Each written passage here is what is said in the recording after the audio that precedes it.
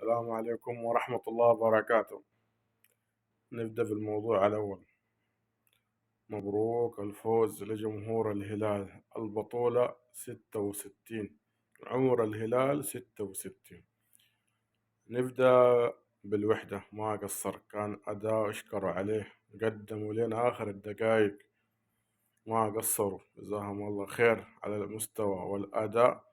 يعني نقول الهلال سيء بس البطولة تبغاه، ما شاء الله تحب البطولة، ما شاء الله تبارك الله، فريق متمرس. الوحدة ما شاء الله جمهور وأداء لين آخر الدقايق، قدموا كورة ما قصروا. إن شاء الله نتمناهم راحوا لين أشواط إضافية.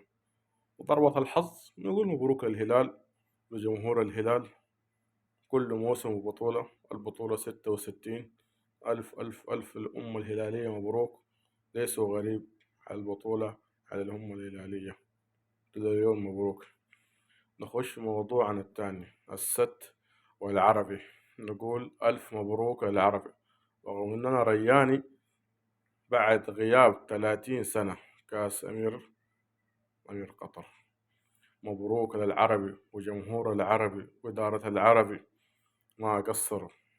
شوف السومة عامل هناك شغل، نتمنى إن شاء الله العربي عقبال ما يحقق الدوري إن شاء الله، ليه يحقق الدوري، نتمنى لهم التوفيق.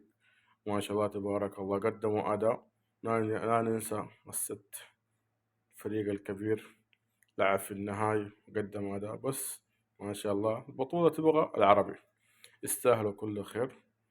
نخش موضوعنا الثالث، الرجاء التونسي والأهلي المصري.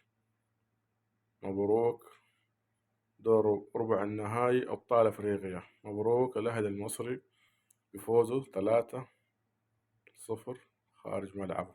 أتمنى ألف مبروك الأهلي المصري، وليسوا غريب على البطولة، ألف مبروك. إذا بتتابعني على التيك توك اشترك، إذا بتتابعني على اليوتيوب اشترك. صلى على الحبيب قلبك يطيب، معاك عيسى الفريق.